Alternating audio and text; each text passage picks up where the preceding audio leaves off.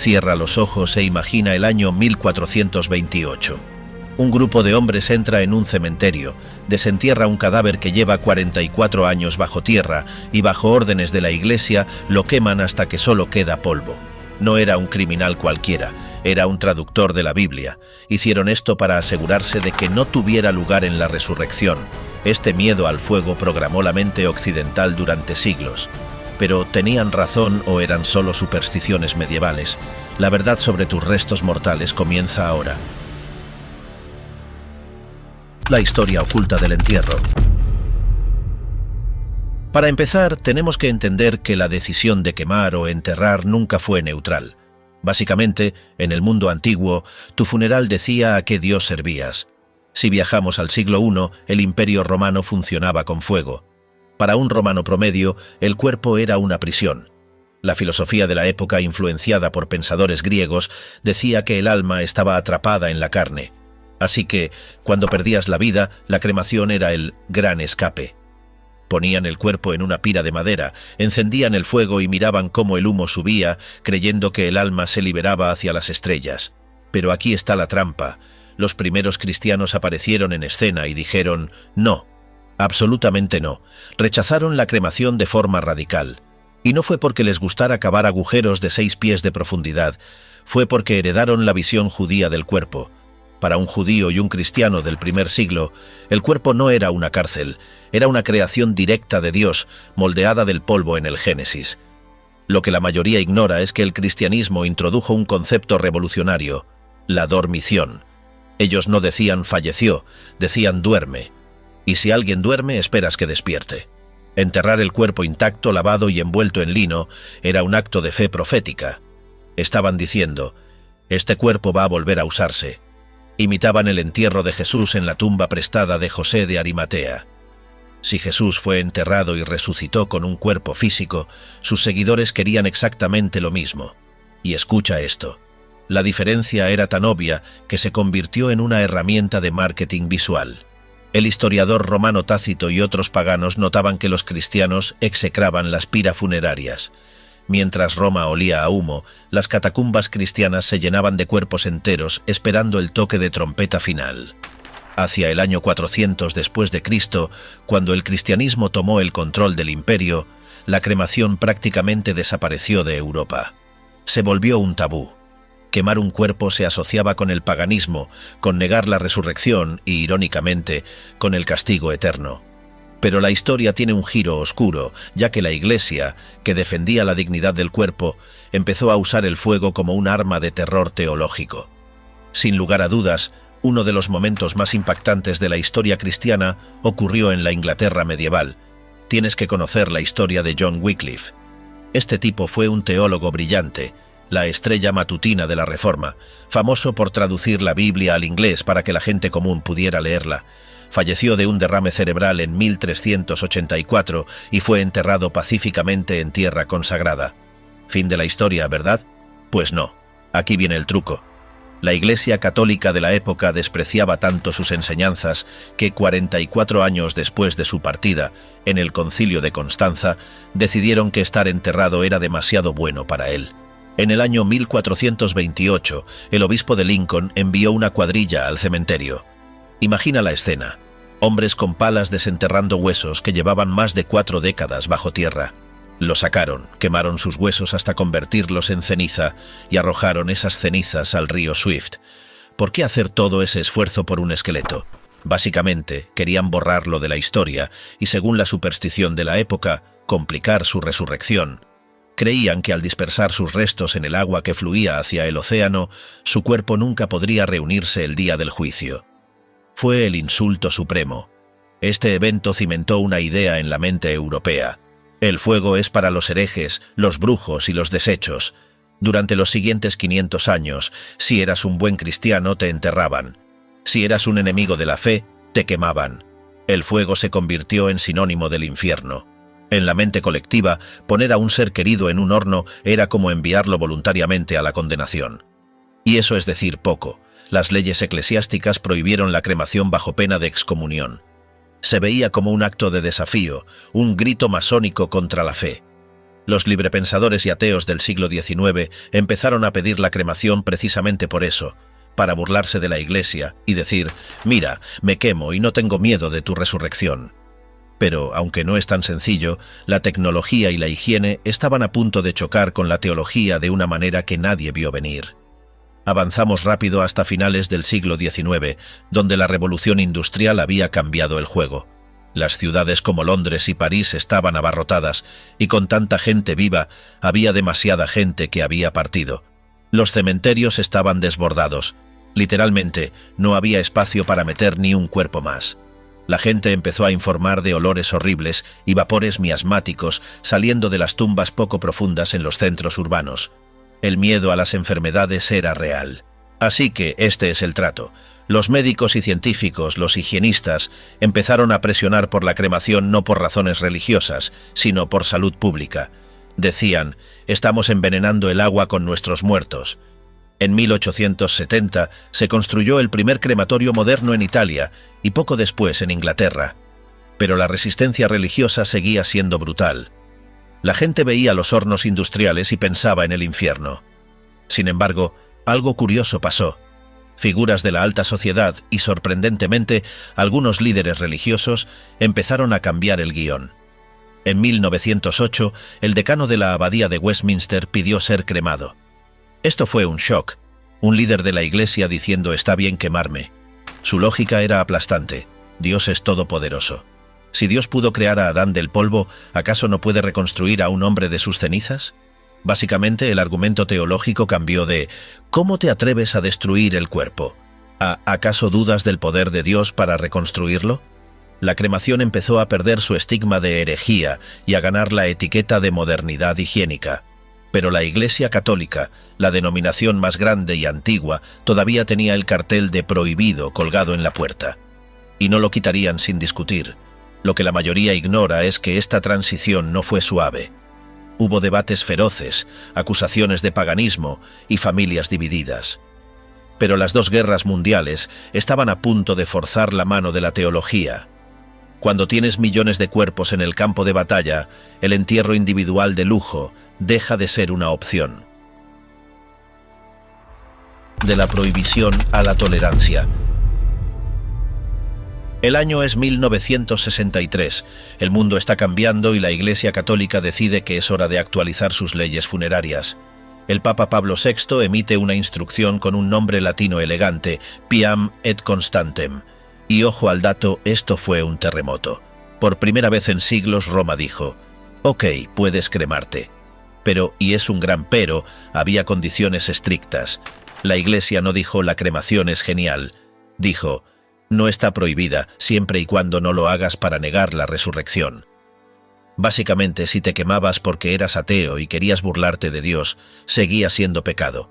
Pero si lo hacías por higiene, economía o necesidad, pase. Pero aquí está la trampa que muchos católicos hoy ignoran. La Iglesia levantó la prohibición, pero no cambió su preferencia. El entierro seguía siendo el VIP de los funerales. ¿Por qué? Porque el simbolismo importa. Enterrar es sembrar, quemar es destruir. Aún así, la puerta estaba abierta. En 1997 dieron otro paso gigante. Permitieron que las urnas con cenizas estuvieran presentes en la misa de funeral. Antes de eso, tenías que llevar el cuerpo, hacer la misa y luego ir al crematorio. Ahora, la urna podía estar frente al altar. Esto normalizó la cremación para millones de fieles en América y Europa. Sin embargo, el Vaticano tuvo que poner el freno de mano recientemente. En 2016 sacaron un recordatorio urgente porque la gente se estaba volviendo demasiado creativa. Dijeron: nada de esparcir las cenizas en el mar como en las películas, nada de hacer diamantes con el abuelo y nada de tener la urna en la repisa de la chimenea. Para la Iglesia, las cenizas son cuerpo, y el cuerpo debe estar en un lugar sagrado, cementerio, esperando el día final. Tratar las cenizas como un souvenir o tirarlas al viento se considera una falta de respeto brutal hacia el templo del Espíritu Santo. Y eso es decir poco, porque mientras los católicos ponían reglas, los protestantes en Estados Unidos estaban a punto de convertir la cremación en la norma número 1, impulsados por algo mucho más poderoso que la teología, el dinero. Vamos a hablar de números porque al final del día, los servicios fúnebres son caros.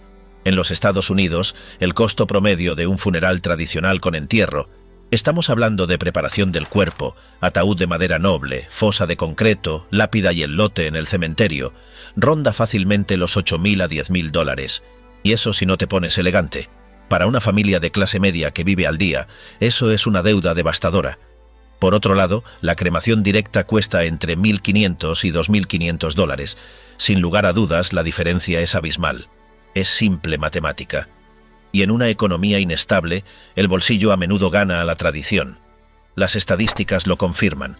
En 2017, la cremación superó al entierro en Estados Unidos por primera vez en la historia, alcanzando el 50.2%. Y escucha esto.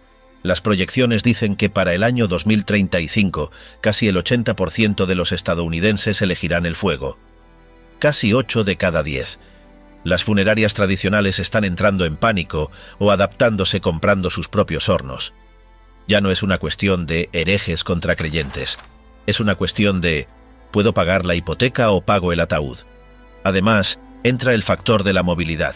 En la antigüedad, vivías y terminabas tus días en la misma aldea.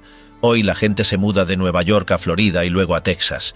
Comprar un lote de cementerio en un lugar donde tus nietos nunca irán a visitar parece absurdo para muchos.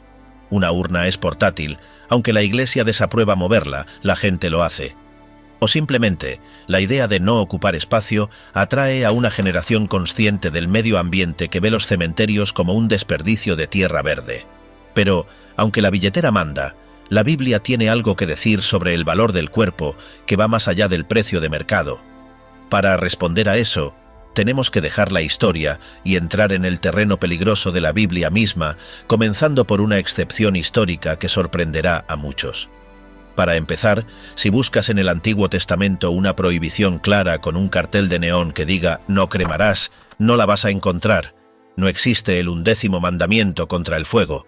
Pero lo que sí encontramos son historias brutales que nos dan pistas, y sin duda, la más importante es la caída del rey Saúl. Estamos en el año 1010 a.C., aproximadamente. La batalla en el monte Gilboa ha sido un desastre total para Israel.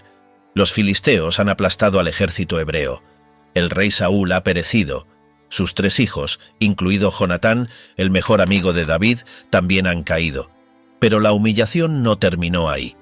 Los filisteos encontraron los cuerpos, les quitaron las cabezas como trofeos de guerra y clavaron sus cadáveres sin cabeza en los muros de la ciudad de Bet-San para que se descompusieran públicamente. Era una táctica de terror psicológico, pero aquí está la trampa. Los hombres valientes de Jabes de Galaad, una ciudad aliada, se enteraron de esto. No podían permitir tal deshonra al ungido de Dios. Así que organizaron una operación comando nocturna. Marcharon toda la noche, infiltraron las líneas enemigas, bajaron los cuerpos del muro y se los llevaron de vuelta a Jabes. Y escucha esto. 1 Samuel 31, versículo 12 dice explícitamente: «Y llegaron a Jabes y los quemaron allí». Espera, ¿los quemaron? ¿A un rey de Israel? Sí, pero ojo al dato. No los quemaron hasta hacerlos desaparecer por completo. El versículo 13 dice que luego tomaron sus huesos y los sepultaron debajo de un árbol. Esto es crucial. No fue una cremación estilo romano para liberar el alma. Fue una medida sanitaria y de honor. Los cuerpos estaban en avanzado estado de descomposición tras días expuestos al sol de Oriente Medio. Quemar la carne era una forma digna de manejar restos biológicos peligrosos, dejando los huesos, la estructura duradera, para un entierro respetuoso. La Biblia narra esto como un acto de heroísmo, no de herejía. David, quien sería el próximo rey, más tarde elogió a estos hombres por su misericordia y lealtad. No les dijo, «habéis pecado por usar fuego». Les dijo, «benditos seáis». Esto sienta un precedente masivo. El fuego en circunstancias extremas de guerra o deshonra no es pecado, es una herramienta. Pero no te confundas. Aunque Saúl fue una excepción aceptada, la regla general seguía siendo la tierra, y había una razón muy oscura para eso. La teología del fuego malo. Básicamente, la razón por la que los judíos preferían enterrar no era solo tradición, era trauma teológico. En la Biblia, el fuego casi siempre es el arma de los fiscales divinos. Piensa en Sodoma y Gomorra en Génesis 19. Fuego y azufre caen del cielo para borrar ciudades enteras por su maldad. El fuego aquí no purifica, erradica. Y escucha esto. La ley mosaica usaba el fuego como la pena capital definitiva para crímenes aberrantes. Levítico 20, versículo 14, dice que si un hombre comete ciertos actos inmorales graves, quemados serán. Levítico 21, versículo 9, dice que si la hija de un sacerdote cae en la prostitución, con fuego será quemada. Pero aquí viene el truco. La mayoría de los eruditos bíblicos coinciden en que esto no significaba quemarlos vivos, sino ejecutarlos primero, generalmente por lapidación, y luego quemar sus cadáveres como señal de desprecio absoluto. Era una forma de decir, esta persona no merece ni siquiera volver a la tierra de sus padres. El caso más famoso es el de Acán en Josué 7. Este hombre robó objetos consagrados en la batalla de Jericó. Cuando lo descubrieron, lo llevaron al valle de Acor, y todo Israel lo apedreó, y los quemaron a fuego después de apedrearlos. Nota el orden. Primero la piedra, luego el fuego. La cremación aquí era la marca de la maldición. Era borrar el pecado del campamento. Otro ejemplo brutal está en Amós 2, versículo 1. Dios pronuncia juicio contra Moab, una nación enemiga. ¿Por qué? Porque quemó los huesos del rey de Edom hasta convertirlos en cal. Fíjate bien. Dios no estaba enojado porque quemaron un cuerpo fresco, estaba furioso porque profanaron la tumba de un enemigo, sacaron los huesos y los quemaron para hacer cal. Era el insulto máximo, convertir a un rey en mezcla para paredes, así que para un judío antiguo quemar un cuerpo estaba asociado con tres cosas: basura, el valle de Hinnom o Gehenna, donde se quemaban desechos, castigo criminal o desprecio total. Por eso el entierro era la norma de los justos. Abraham compró la cueva de Macpela por 400 siclos de plata solo para asegurarse de que Sara fuera enterrada, no quemada. José hizo jurar a sus hermanos que llevarían sus huesos, no sus cenizas, de Egipto a la tierra prometida. Pero, ¿aplica esto a los cristianos hoy? ¿O cambió todo cuando llegó el Nuevo Testamento? Porque hay un hombre llamado Pablo que usó una analogía agrícola que cambió las reglas del juego para siempre. Lo que la mayoría ignora es que el apóstol Pablo tuvo que enfrentar preguntas muy técnicas sobre la muerte. En la iglesia de Corinto la gente preguntaba, ¿pero cómo resucitan los muertos? ¿Con qué cuerpo vienen? Básicamente estaban preocupados por la mecánica de la resurrección. En 1 Corintios 15, versículos 35 al 44, Pablo les da una clase de biología espiritual y usa la imagen de una semilla. Dice, lo que tú siembras no se vivifica si no muere antes. Piensa en un grano de trigo. Cuando lo metes en la tierra, ese grano se descompone, se deshace, deja de existir como grano para convertirse en una planta nueva. Pablo dice, se siembra en corrupción, resucitará en incorrupción, se siembra en deshonra, resucitará en gloria. Aquí está la clave. El cuerpo físico que tenemos ahora es la semilla. El cuerpo de resurrección es la planta, no son idénticos. Uno es material biológico débil, el otro es material espiritual poderoso. Pero aquí está el detalle. Los defensores del entierro dicen, exacto, Pablo dice sembrar. Tú siembras en la tierra, no en el fuego. No puedes sembrar una semilla si la quemas primero. Y lingüísticamente tienen un punto. La palabra griega implica poner algo en el suelo. Sin embargo, los defensores de la cremación responden, es una metáfora, no un manual de jardinería. El punto de Pablo es la transformación, no el método de disposición. Ya sea que el cuerpo se descomponga lentamente durante 50 años en la tierra o se reduzca a cenizas en 2 horas en un horno, el resultado químico final es el mismo. Polvo. Polvo eres y al polvo volverás. Dios no dijo, polvo eres y al polvo volverás, pero solo si tardas 20 años en el proceso. La Biblia deja claro que nuestros cuerpos actuales no entran al cielo tal como son. La carne y la sangre no pueden heredar el reino de Dios. 1 Corintios 15, 50. Necesitamos una mejora total, así que teológicamente el estado de tus restos físicos, ya sean huesos secos, polvo o ceniza, es irrelevante para el poder de Dios. Él no recicla tus átomos viejos. Él te da una existencia nueva basada en tu identidad redimida. Pero aunque Dios puede hacerlo, muchos cristianos argumentan que nosotros no deberíamos destruir el cuerpo voluntariamente, centrándose en la propiedad del mismo. Sí, sobre eso, si eres cristiano, la Biblia dice claramente que no eres dueño de ti mismo. 1 Corintios 6, 19 es el martillo que usan los opositores de la cremación. ¿O ignoráis que vuestro cuerpo es templo del Espíritu Santo, el cual está en vosotros, el cual tenéis de Dios, y que no sois vuestros? Para teólogos conservadores, esto es decisivo. Si tu cuerpo fue la casa de Dios en la tierra, ¿por qué querrías prenderle fuego cuando te mudas? Ellos argumentan que el entierro es un acto de reverencia, es acostar el cuerpo con cuidado, como una madre acuesta a un niño que duerme, esperando que despierte.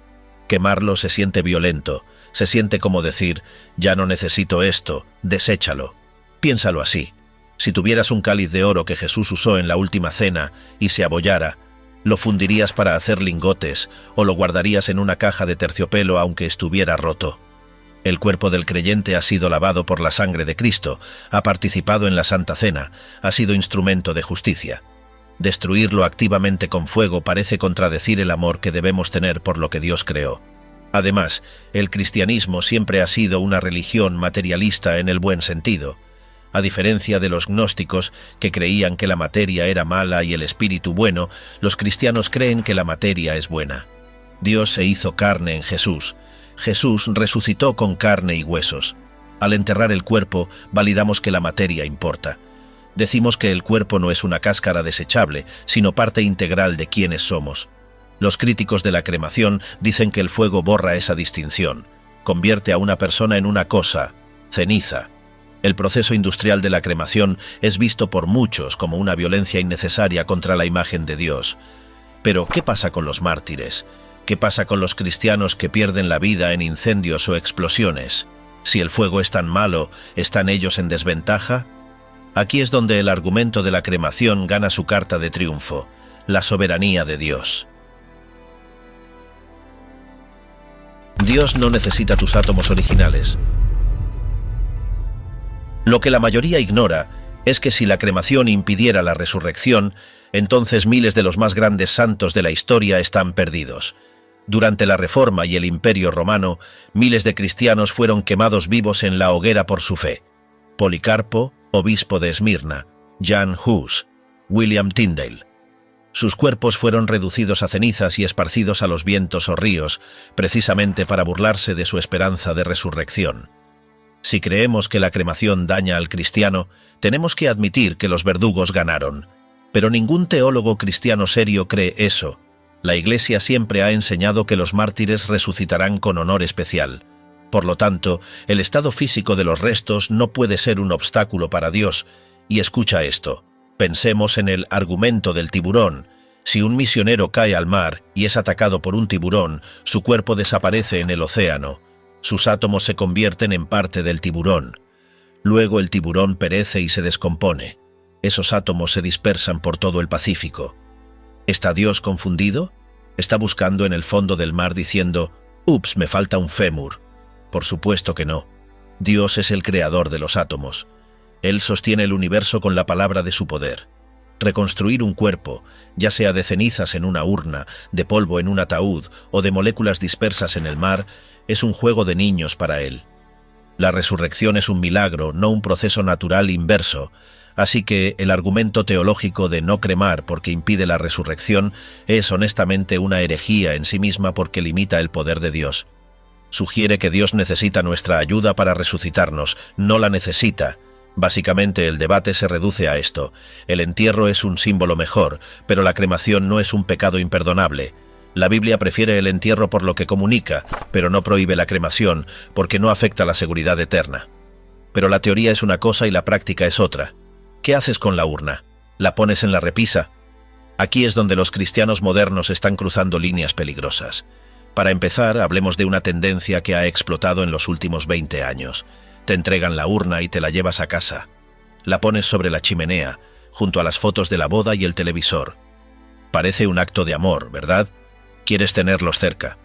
Pero aquí está la trampa. La mayoría de los teólogos cristianos, especialmente en la tradición católica y litúrgica, consideran esto una falta de respeto grave y un problema psicológico potencial. En 2016, el Vaticano tuvo que intervenir con un documento llamado Ad Resurgendum cum Christo. Fue una respuesta directa a este fenómeno. La Iglesia dijo claramente, las cenizas no deben ser conservadas en el hogar. ¿Por qué? Básicamente por 3 razones que la mayoría ignora. Primero, privatiza la muerte. Los cristianos creen que el fin de la vida no es solo un evento familiar, sino comunitario. El fallecido es parte de la Iglesia, la comunidad de los santos. Al encerrar los restos en una casa privada, robas a la comunidad el derecho a recordar, orar y visitar la tumba. Conviertes al difunto en una posesión privada exclusiva, casi como un objeto de colección. Segundo, y esto es lo más loco, el riesgo de profanación accidental es altísimo. ¿Qué pasa cuando tú faltes? Tus hijos o nietos heredan la casa, encuentran la urna del bisabuelo en el ático, no tienen conexión emocional con él. Para ellos, es un trasto viejo. Hay historias reales y documentadas de urnas compradas en ventas de garaje, subastadas en unidades de almacenamiento abandonadas o, peor aún, tiradas a la basura durante una mudanza. Al no enterrar las cenizas, condenas a tus ancestros a ser olvidados o tratados como escombros en solo 2 generaciones. Y tercero, impide el duelo. Los psicólogos advierten que mantener los restos físicos en la sala de estar puede congelar el proceso de aceptación. No hay un adiós final.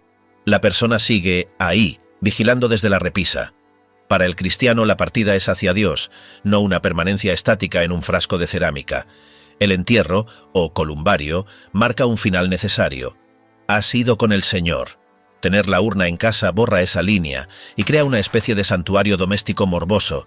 Pero si crees que tenerlos en casa es polémico, espera a ver lo que la gente hace en los parques, playas y estadios de fútbol. Sin duda, la imagen más cinematográfica de la cremación es la dispersión de cenizas. Vemos en las películas cómo alguien sube a una montaña al atardecer y lanza el polvo al viento mientras suena música triste, o lo tiran al mar desde un velero. Suena hermoso, suena libre. Pero para la teología cristiana ortodoxa, esto es un campo minado espiritual. Así que aquí está el trato. El acto de esparcir las cenizas comunica una idea muy específica. Me estoy convirtiendo en parte del universo. Es la idea de que te fundes con la naturaleza, con el océano, con el viento. Eso es panteísmo puro, no cristianismo. El cristianismo enseña que tú eres un individuo único, creado por Dios, y que mantendrás tu identidad por toda la eternidad. No te disuelves en la energía cósmica, resucitas como tú. Al esparcir las cenizas, simbólicamente estás diciendo, aquí termina mi individualidad. Estás borrando el lugar de memoria. No hay una lápida donde tus descendientes puedan ir a decir, aquí yace Juan. Hay un océano anónimo o un bosque gigante. Estás borrando tu historia. La Iglesia Católica prohíbe explícitamente la dispersión por esta razón. Lo ven como una declaración de que la muerte es el final absoluto de la persona, una fusión con la nada. Además, hay un aspecto práctico y legal que es bastante desagradable. Y escucha esto. Disneyland tiene un protocolo secreto para esto. Tanta gente intenta esparcir las cenizas de sus seres queridos en la atracción de La Mansión Embrujada o Piratas del Caribe, que el parque tiene códigos de limpieza especiales para aspirar restos humanos. Imagina que tu abuela termina en la bolsa de una aspiradora industrial. ¿Es eso dignidad? Lo mismo pasa en los estadios de fútbol. Esparcir a papá en la línea de gol suena bien hasta que los jugadores corren sobre él y el jardinero corta el césped el lunes por la mañana. Lo que intentaba ser un homenaje se convierte técnicamente en pisotear los restos. Para el cristiano el cuerpo es semilla de resurrección, no abono para el césped. La ubicación importa. Abraham quería ser enterrado en un lugar específico. Jesús fue puesto en una tumba específica. El lugar comunica valor. Pero la creatividad humana no tiene límites, y ahora la industria funeraria te ofrece convertir a tus seres queridos en accesorios de moda. Honra o fetichismo biológico. Para empezar, tenemos que admitir algo incómodo. Vivimos en la era del yo, y el narcisismo ha cruzado la última frontera. Ya no nos basta con personalizar nuestro café en Starbucks o nuestro feed de Instagram. Ahora hemos decidido personalizar la muerte misma. El luto se ha transformado en una industria de diseño a la carta. Lo que antes era un rito sagrado y comunitario, hoy es un menú de opciones comerciales diseñadas para hacerte sentir único. Hoy en día, empresas en Suiza, Estados Unidos y Reino Unido te ofrecen servicios que parecen sacados de una novela distópica de ciencia ficción. La opción más famosa, y manos abajo la más costosa, es comprimir las cenizas de tu ser querido bajo alta presión para crear diamantes sintéticos. El proceso es fascinante desde el punto de vista tecnológico. Extraen el carbono de las cenizas cremadas, lo someten a temperaturas volcánicas y presiones aplastantes durante meses y ¡voilá! Puedes llevar a tu esposo, que ha partido, engarzado en un anillo de oro blanco. El costo de esta joya conmemorativa ronda entre los $3.000 y los $20.000, dependiendo de los quilates y el corte. El marketing es brutalmente efectivo. El amor dura para siempre, igual que un diamante. Pero aquí está la trampa. Estás pagando el precio de un coche usado para convertir a tu abuela en un accesorio de moda. Y no se detiene ahí. El mercado de la muerte creativa ha explotado con opciones que te dejarán la boca abierta. Existen compañías como Vinyl que prensan las cenizas en discos de vinilo funcionales. Puedes grabar la voz del difunto, su música favorita o simplemente un silencio sepulcral con los chasquidos y estallidos producidos por las partículas de hueso en los surcos del disco. Literalmente, escuchas a tus muertos girar a 33 revoluciones por minuto. Otros van más allá.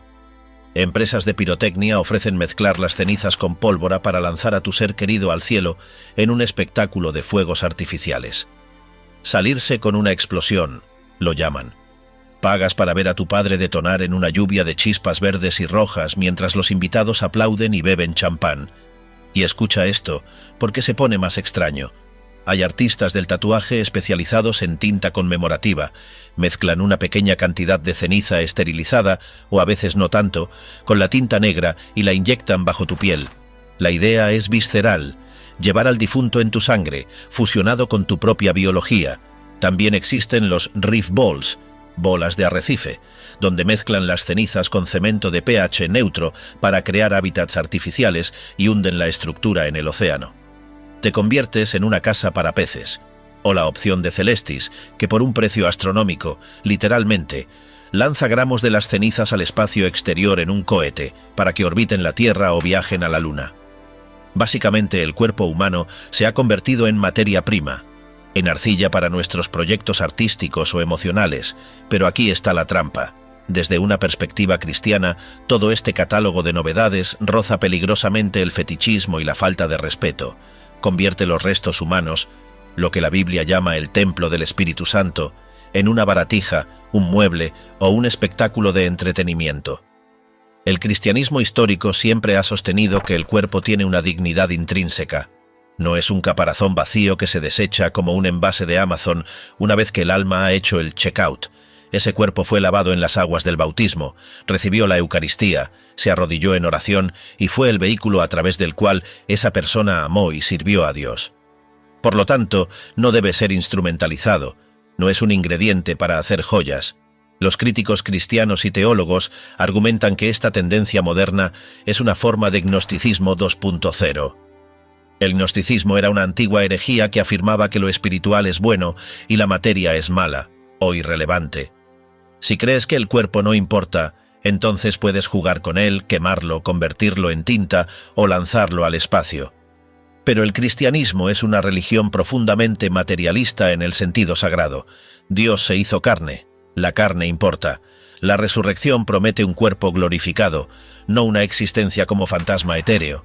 Peor aún, esta personalización extrema puede ser una forma de idolatría emocional. Nos aferramos a los restos físicos de una manera posesiva, casi mágica. Incapaces de dejar ir a nuestros seres queridos a las manos de Dios, tratamos de retenerlos físicamente. Lo llevo siempre conmigo en mi dedo, suena romántico en una película de Hollywood, pero teológicamente es problemático. El cristiano lleva a sus muertos en la memoria litúrgica y en la esperanza activa de la resurrección, no colgados del cuello en un vial de vidrio soplado a mano. Existe una diferencia abismal entre las reliquias de los santos y estas nuevas baratijas. Las reliquias se veneraban porque el poder de Dios había obrado a través de ese cuerpo y servían para dirigir la mente hacia Dios. Un diamante sintético hecho de papá sirve para dirigir la mente hacia papá. El centro de gravedad cambia, de Dios al hombre, y piensa en el destino final de esos objetos. Nadie piensa en esto cuando firma el cheque, pero la vida continúa y los objetos se pierden. ¿Qué pasa con ese anillo de diamantes humano durante un divorcio contencioso? ¿Quién se queda con la suegra convertida en joya? ¿Qué sucede si te roban en la calle y se llevan el anillo? Un anillo de diamantes normal que termina en una casa de empeños es triste. Un anillo hecho de restos humanos que termina en una casa de empeños 50 años después, comprado por un extraño que no tiene idea de su origen, es macabro. Un tatuaje con cenizas se desvanece, se arruga y finalmente desaparece o se pudre cuando tú mueres. Al tratar de hacer al muerto eterno a través de objetos, irónicamente lo hacemos más temporal y vulnerable al mercado de segunda mano. Es una solución narcisista que ignora la sacralidad duradera del cuerpo. Un cementerio es un lugar protegido, consagrado, público y perpetuo. Un diamante en un cajón de joyas no lo es. La pregunta que todo cristiano debe hacerse ante estas opciones tentadoras es: ¿esto glorifica a Dios y honra la esperanza de la vida eterna, o solo satisface mi necesidad emocional inmediata de tener un tótem de seguridad? Lo que la mayoría ignora es que el funeral tradicional a ataúd abierto tenía una función psicológica vital. No era morbo victoriano, no era sadismo, era realidad pura y dura. Vivimos en una cultura que niega la muerte. La escondemos en hospitales y hospicios, lejos de la vista. Cuando alguien muere, queremos que desaparezca rápido para no interrumpir nuestra rutina de productividad. Pero ver el cuerpo inerte de un ser querido es el momento crucial en que tu cerebro, que está desesperado por negar la pérdida, se ve obligado a capitular ante la verdad. Es el momento en que la mente dice: se ha ido. Ese cuerpo ya no alberga a la persona que amo. Es el golpe de realidad, brutal y necesario, que inicia el proceso de duelo sano. Con el auge de la cremación directa, direct cremation, que es la opción más barata y popular hoy en día en Occidente, ese paso vital se salta por completo. Alguien fallece en el hospital a las 3 de la mañana, una camioneta de servicios industriales se lleva el cuerpo por la puerta trasera y 2 semanas después recibes una caja de cartón o plástico por correo certificado con las cenizas. Es antiséptico, es eficiente, es limpio y es psicológicamente peligroso. Los pastores, sacerdotes y consejeros de duelo reportan una epidemia de duelo congelado o ambiguo. Muchas personas que eligen la cremación rápida sin ceremonia tienen dificultades enormes para procesar la muerte meses o años después. Sienten una sensación persistente de irrealidad. Es como si hubiera salido de viaje y simplemente no ha vuelto. El cerebro no registró el final de la película. Faltaron los créditos finales. La tradición cristiana siempre enfatizó el acompañamiento físico del cuerpo, lavar el cuerpo, vestirlo con sus mejores ropas, velarlo en la casa o en la iglesia, era un último acto de servicio y amor. Jesús mismo fue ungido con especias y envuelto en lienzos, no fue desintegrado instantáneamente. Hubo contacto físico, hubo lágrimas cayendo sobre el rostro del difunto, hubo besos de despedida en la frente fría. Al convertir el proceso en un trámite industrial invisible, del hospital al horno a 1000 grados sin escalas, perdemos la oportunidad humana de cuidar lo que queda de esa persona una última vez. Los defensores del entierro cristiano argumentan que el funeral debe confrontarnos con la crudeza de la muerte, el enemigo final, para que podamos aferrarnos con más fuerza y desesperación a la belleza de la promesa de la resurrección. Si escondemos la muerte, si la maquillamos con diamantes o la incineramos antes de verla, nuestra esperanza de resurrección se vuelve abstracta, una idea filosófica en lugar de una necesidad visceral. Incluso si por razones económicas eliges la cremación, muchos expertos cristianos recomiendan encarecidamente tener un velorio con el cuerpo presente antes de la incineración. Dar ese espacio para la despedida física, alquilar el ataúd si es necesario, pero permitir que la familia vea, porque somos seres físicos, sensoriales, y necesitamos ver para creer y sobre todo para decir adiós. Pero no todos los cristianos ven esto como una opción o una preferencia. Para una de las ramas más antiguas y místicas del cristianismo, quemar un cuerpo no es una elección de consumidor, es un acto de rebelión abierta contra Dios. Si eres católico posconciliar o protestante en Occidente, tienes libertad. El Vaticano permitió la cremación en los años 60, aunque sigue recomendando el entierro y prohíbe esparcir las cenizas. Pero si eres cristiano ortodoxo, griego, ruso, serbio, rumano, la puerta del horno está cerrada con candado, cadena y soldadura. De lejos, la Iglesia ortodoxa mantiene la postura más estricta, antigua e inamovible sobre este tema. Para ellos, la cremación no es una opción válida bajo ninguna circunstancia normal. Y ojo al dato, esto no es una sugerencia pastoral, es una regla de hierro. En muchos países de tradición ortodoxa, como Grecia, la cremación fue ilegal o extremadamente difícil de realizar burocráticamente hasta hace muy pocos años, debido a la inmensa presión política y social de la Iglesia. Hubo protestas, debates nacionales furiosos y amenazas de excomunión. Si un cristiano ortodoxo elige ser cremado voluntariamente y deja instrucciones para ello, se enfrenta a una consecuencia devastadora: se le niega el funeral eclesiástico. Sí, leíste bien. El sacerdote no oficiará el servicio en la iglesia, no se cantará el eterna memoria sobre sus restos y no se ofrecerán oraciones públicas por él de la misma manera que por un difunto enterrado. Para la mentalidad moderna inclusiva, esto suena bárbaro y cruel. Para la mente ortodoxa, es coherencia pura. ¿Por qué tan radicales? ¿Por qué tanto escándalo por un cuerpo muerto? Para la teología ortodoxa, el cuerpo no es un envase desechable. El cuerpo de un cristiano está siendo santificado, deificado, teosis, a lo largo de toda su vida.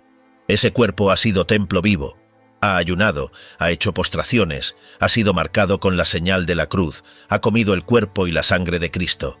Tratar ese cuerpo con violencia, y ellos ven la cremación no como un proceso neutro, sino como una violencia extrema contra la obra de Dios, es rechazar la sacralidad de la materia. Argumentan que la cremación es un retorno deliberado al paganismo. Históricamente, los paganos quemaban a sus muertos. Los cristianos, siguiendo la tradición judía, los enterraban. Dicen que el entierro es la única forma cristiana porque imita a Cristo. Si Cristo fue enterrado en una tumba de piedra, nosotros somos enterrados. Punto. No hay debate sobre costos, ecología o falta de espacio en los cementerios. Para ellos, la fidelidad a la tradición, con mayúscula, y al simbolismo sagrado está muy por encima de la conveniencia moderna o la lógica utilitaria. El famoso teólogo ortodoxo Kallistos Ware explicaba esto con una claridad que corta como un cuchillo. Aunque Dios es todopoderoso y ciertamente puede resucitar a un cuerpo cremado, después de todo, resucita a los mártires quemados en la hoguera o comidos por leones, nosotros no tenemos derecho a elegir la destrucción. Es una cuestión de humildad ontológica. El entierro es un acto de siembra. San Pablo habla del cuerpo como una semilla que se planta en la tierra para nacer incorruptible. No quemas una semilla si quieres que brote, la plantas. Dejamos que la naturaleza siga su curso, tierra a tierra, polvo a polvo, en su propio tiempo, en lugar de acelerar el proceso artificialmente con tecnología humana y fuego forzado a gas natural. Es la diferencia fundamental entre aceptar la muerte con paciencia y tratar de controlarla o borrarla con violencia tecnológica. Además, en la liturgia ortodoxa, hay un momento estremecedor donde el sacerdote vierte aceite y vino sobre el cuerpo en la tumba y luego arroja tierra haciendo la señal de la cruz. Es una consagración final. Con la cremación, toda esa liturgia de contacto, de cuidado y de retorno suave a la tierra se anula. Esta postura firme nos recuerda que, para millones de cristianos en el mundo, esto no es un tema de gustos o modas, sino de dogma. Es una batalla sobre qué significa ser humano. Mientras Silicon Valley te vende la idea de subir tu conciencia a la nube o convertir tus cenizas en un arrecife de coral artificial para peces tropicales, la iglesia antigua se planta firme en la tierra húmeda del cementerio y dice: aquí esperamos, completos, respetados y en paz.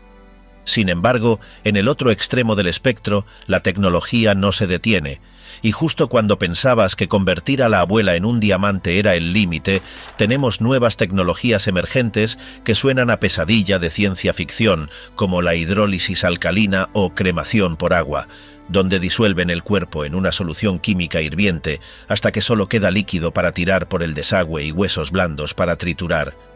La industria busca eficiencia, la fe busca dignidad, y en medio de esa guerra, tú tienes que decidir qué harás con el único cuerpo que Dios te dio. La química de la muerte líquida.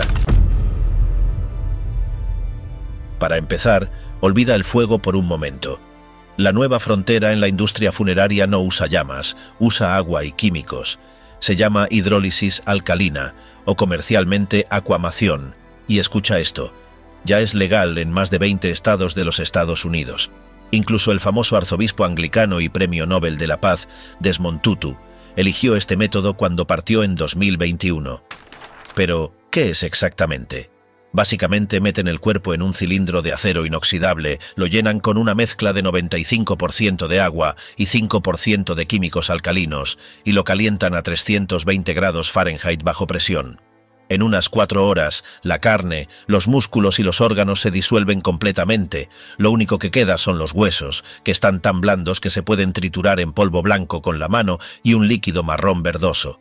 Los defensores dicen que es la opción más suave. No hay fuego violento, no hay emisiones de humo.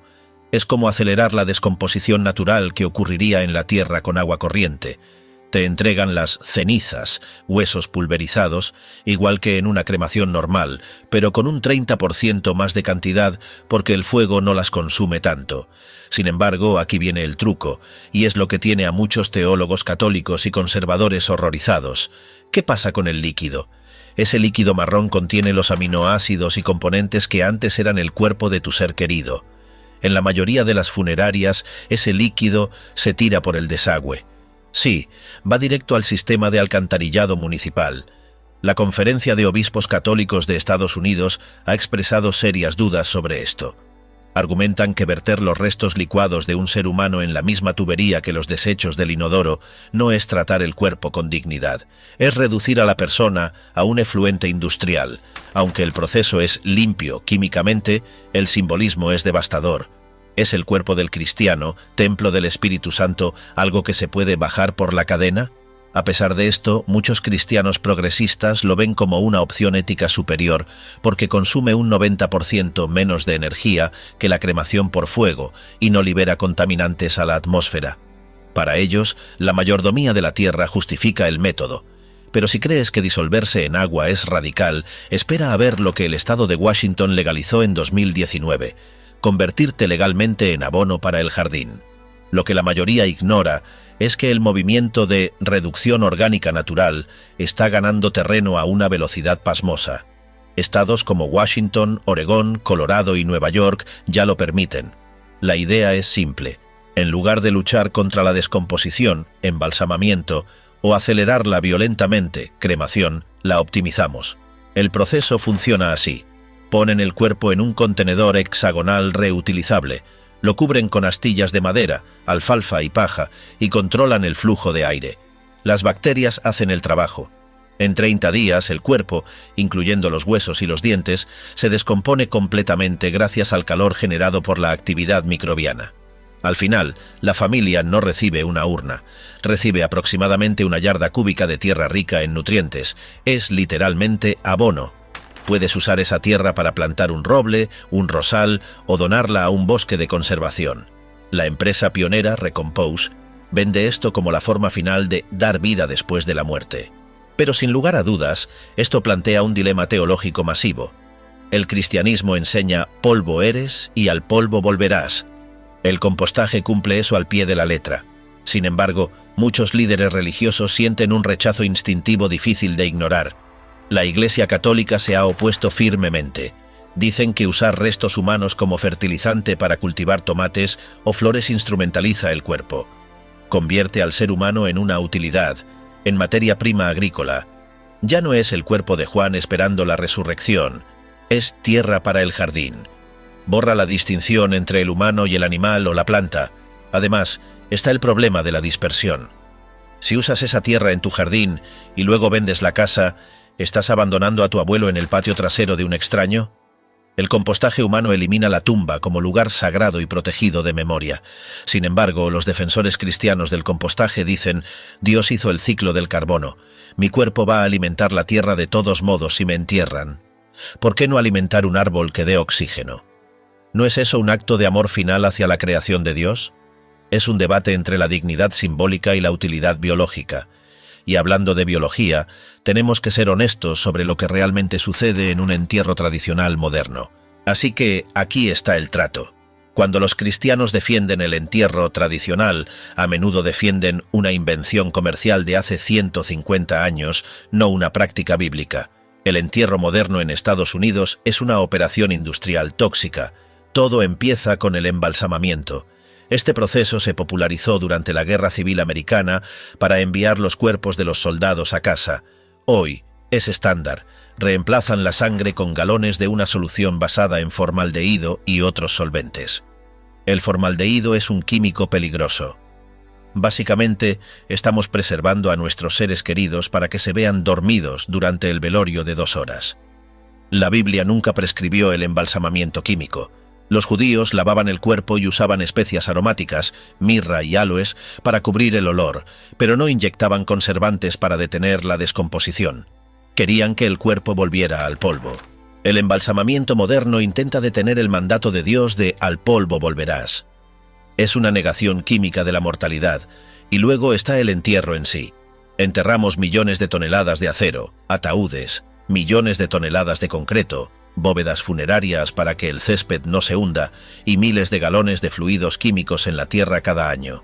En un cementerio típico americano hay suficiente metal enterrado para construir un rascacielos. Esto crea cementerios que son, básicamente, vertederos subterráneos de materiales no biodegradables. No hay retorno a la tierra. El cuerpo se descompone lentamente dentro de una caja de metal sellada, aislado del suelo. Si un cristiano del siglo I viera esto, pensaría que estamos locos. Pensaría que estamos tratando de preservar el cuerpo para esta vida, en lugar de entregarlo a Dios para la siguiente. Por eso, muchos cristianos están volviendo a las raíces, rechazando tanto el horno como el químico y optando por lo que llaman entierro verde. Barato, digno y bíblico. Lo que la mayoría no sabe es que existe una tercera vía. No tienes que elegir entre quemar a la abuela o llenarla de químicos. Se llama entierro verde o natural y está ganando tracción masiva entre los cristianos conscientes. La premisa es simple: nada se interpone entre el cuerpo y la tierra. 1. No hay embalsamamiento. El cuerpo se mantiene refrigerado con hielo seco hasta el funeral. 2. No hay ataúd de metal. Se usa una caja de pino simple sin tratar, una canasta de mimbre o simplemente un sudario de lino o algodón. 3. No hay bóveda de concreto. El cuerpo va directo al suelo. Esto permite que la descomposición ocurra de manera natural y rápida, devolviendo los nutrientes a la tierra sin contaminarla. Y escucha esto. Es exactamente como enterraron a Jesús. El Evangelio de Juan 19:40 dice: «Tomaron pues el cuerpo de Jesús, y lo envolvieron en lienzos con especias aromáticas, según es costumbre sepultar entre los judíos». Sencillo, humilde, directo. Teológicamente, el entierro verde es poderoso. Acepta la realidad de la muerte. Polvo eres, sin violencia, fuego y sin negación, químicos. Es un acto de fe. Siembro este cuerpo natural en la tierra de Dios, confiando en que Él lo levantará. Además, es mucho más barato. Al eliminar el ataúd de lujo, la bóveda y el embalsamamiento costoso, el precio baja dramáticamente. Muchos cementerios cristianos y católicos están abriendo secciones de entierro verde para acomodar esta demanda. Es la convergencia perfecta entre la mayordomía ambiental y la fidelidad bíblica, pero mientras algunos buscan volver a la simplicidad bíblica, otros están usando la tecnología para intentar algo que la Biblia condena implícitamente: tratar de no morir nunca. Básicamente, hay gente que tiene tanto miedo al final y tan poca fe en Dios que decide convertirse en paletas heladas humanas. Hablamos de la criónica. Empresas como Alcor en Arizona te cobran fortunas por congelar tu cuerpo, o solo la cabeza, en nitrógeno líquido a temperaturas extremas inmediatamente después de perecer. La apuesta es esta: en el futuro la tecnología será tan avanzada que podrán descongelarte, curar lo que te afectó y traerte de vuelta a la vida. Es la versión secular y tecnológica de la resurrección, y para el cristianismo esto es profundamente problemático.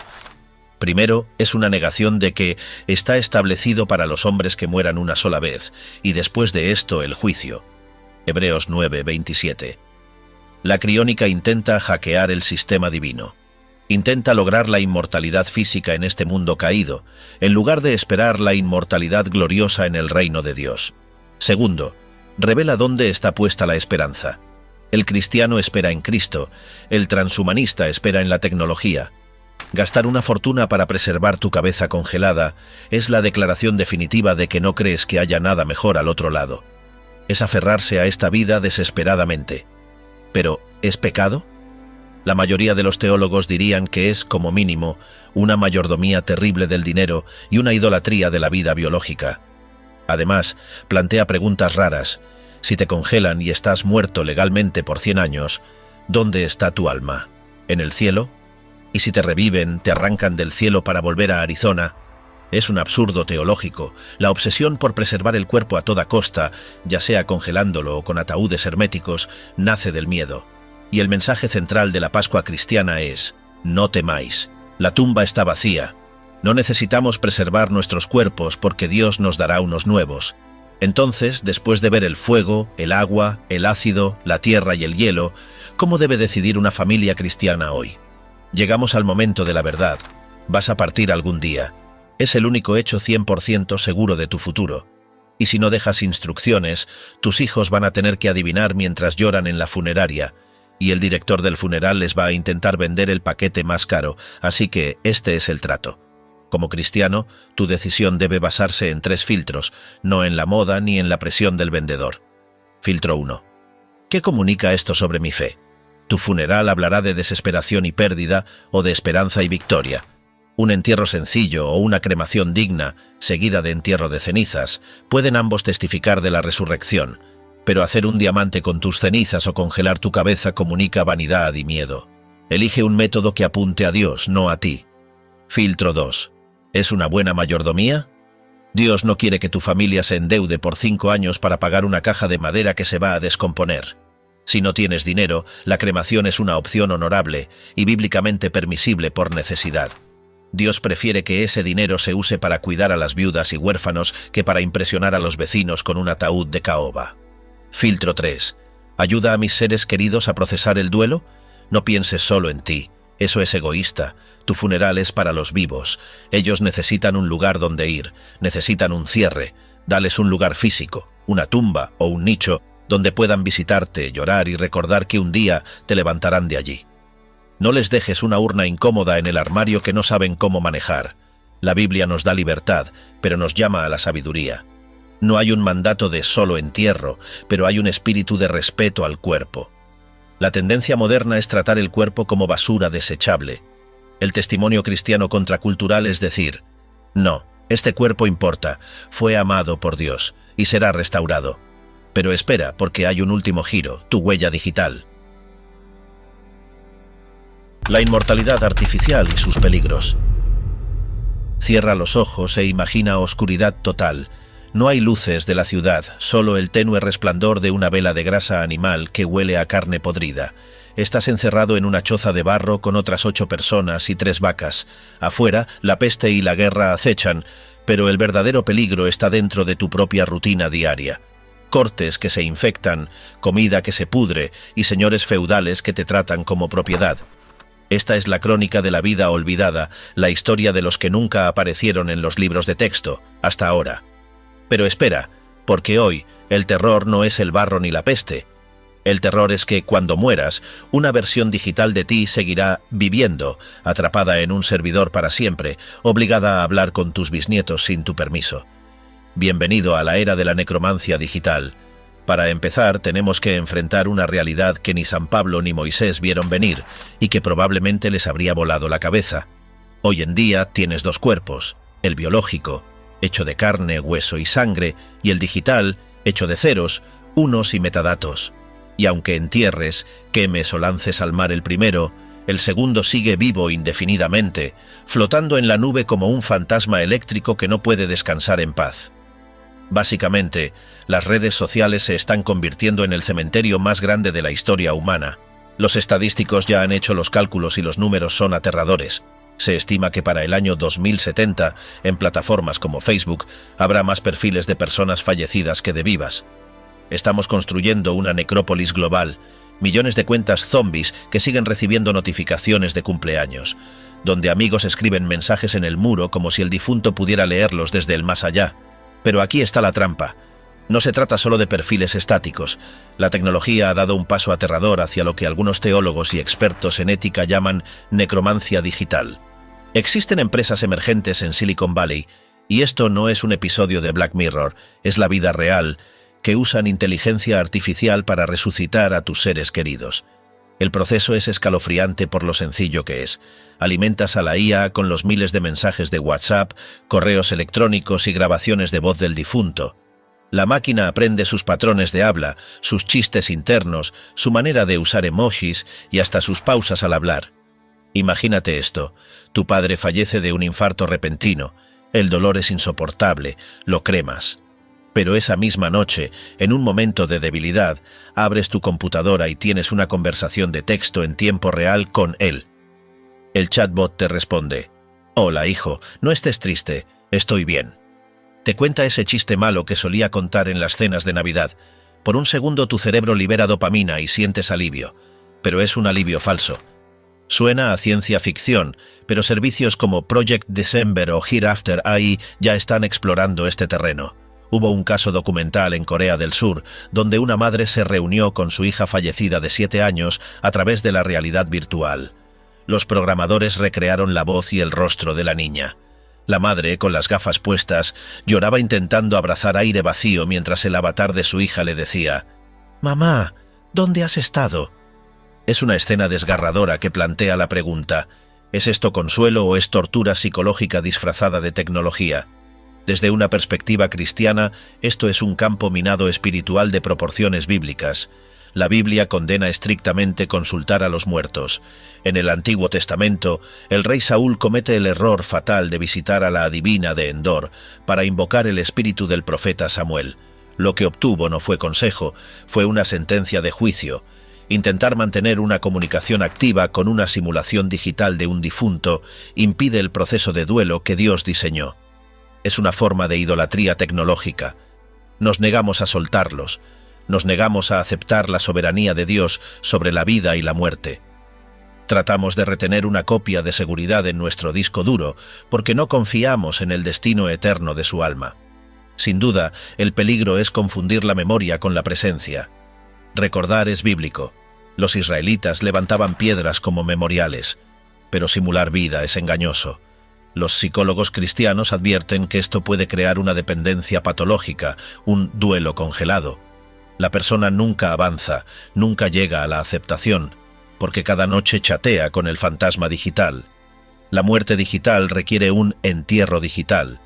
Designar un contacto delegado para que cierre tus cuentas o las convierta en una página conmemorativa estática es el equivalente moderno de cerrar la tapa del ataúd. Pero si crees que chatear con una IA es raro, espera a ver dónde quieren enterrarte los gurús de la tecnología, porque ahora te quieren vender parcelas de tierra que ni siquiera existen. Así que, este es el trato. El mercado inmobiliario en el metaverso está explotando, y donde hay gente, o avatares, hay muerte. La gente está gastando miles de dólares reales, dinero que podrían usar para alimentar a sus familias, para comprar parcelas de tierra digital en mundos virtuales como Decentraland o The Sandbox. Y no solo para construir casinos o tiendas de ropa virtual, sino para construir mausoleos pixelados. La idea es venderte la inmortalidad virtual. Te prometen que tus bisnietos, en el año 2100, podrán ponerse unas gafas, entrar en un cementerio digital flotante en una nube de neón, y visitar tu tumba virtual. Al tocar tu lápida, aparecerá un holograma tuyo contando la historia de tu vida. Suena futurista y atractivo para una generación obsesionada con el legado, pero esconde un vacío espiritual tremendo.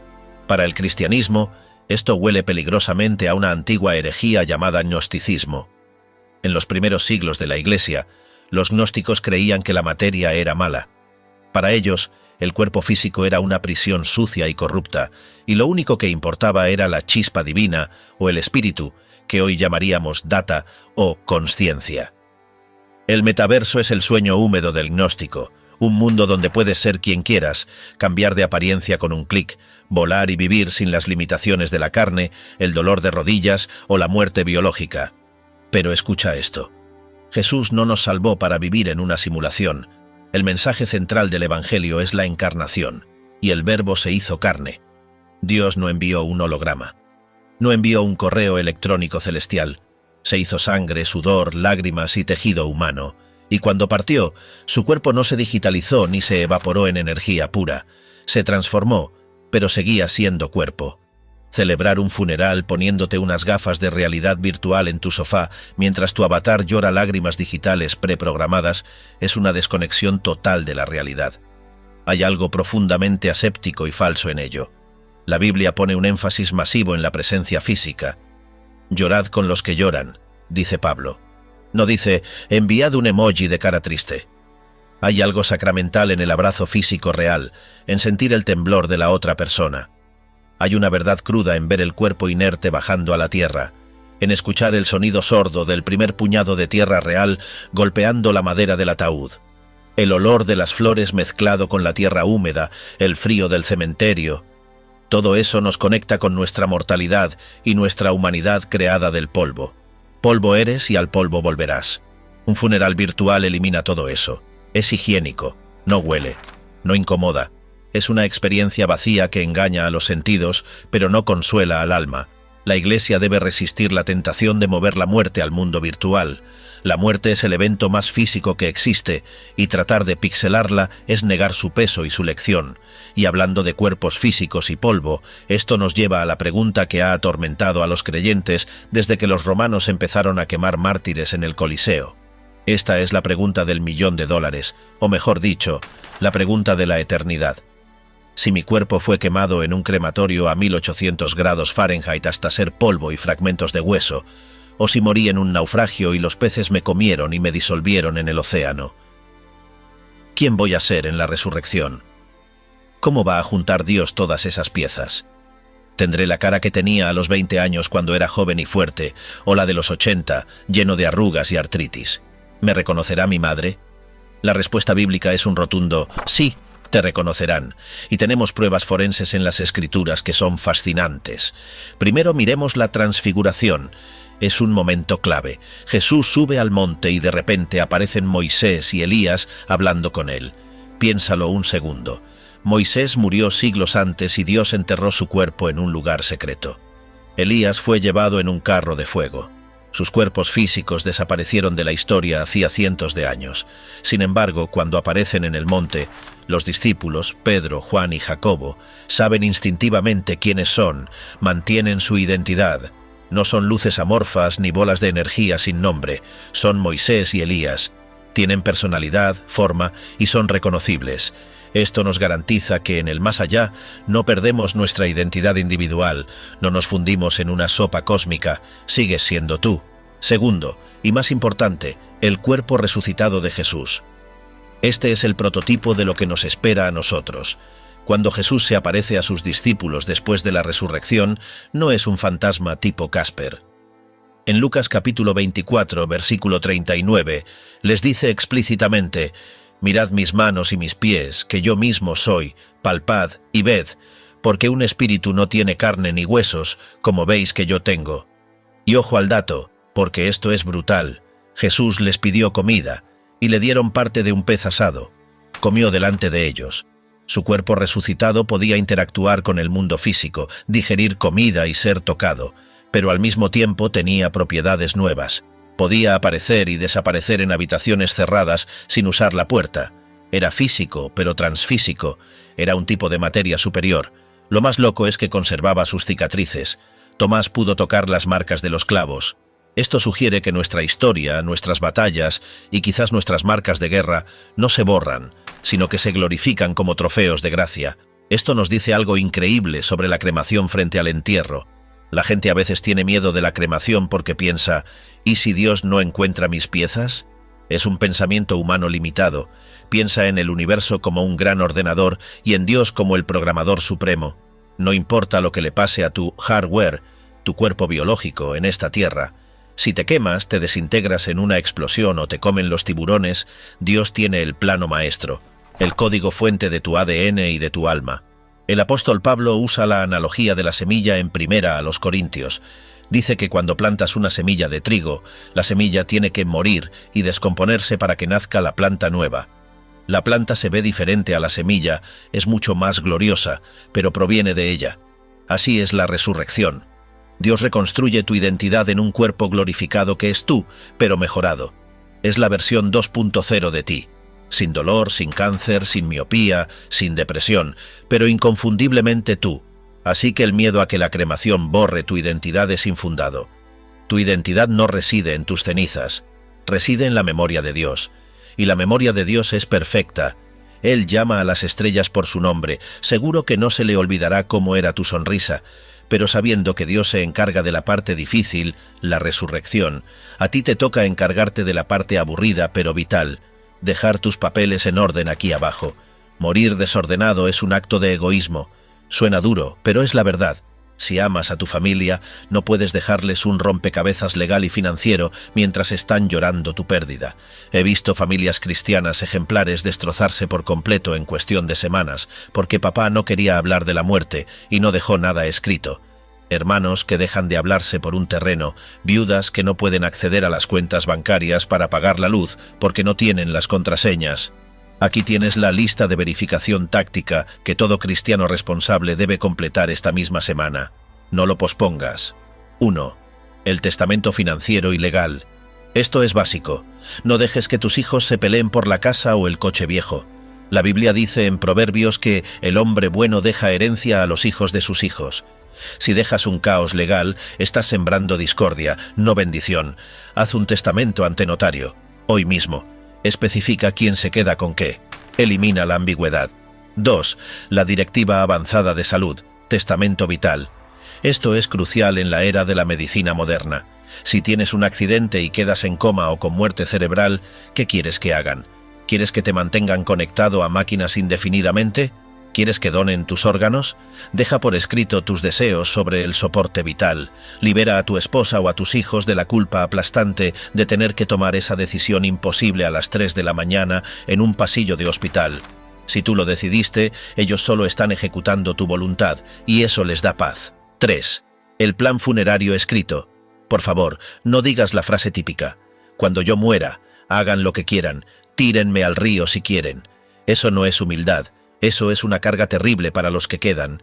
Ellos querrán honrarte y, ante la duda, gastarán dinero que no tienen en el ataúd más caro por culpa.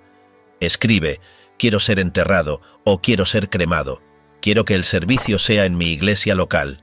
Sé específico. Si prefieres la cremación porque es más económica y suele ser 1/3 del costo de un entierro tradicional, escríbelo claramente.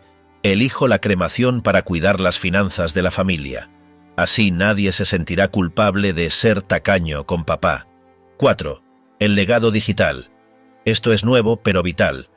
¿Quién tiene la contraseña de tu teléfono, de tu correo, de tu nube con todas las fotos familiares de los últimos 15 años?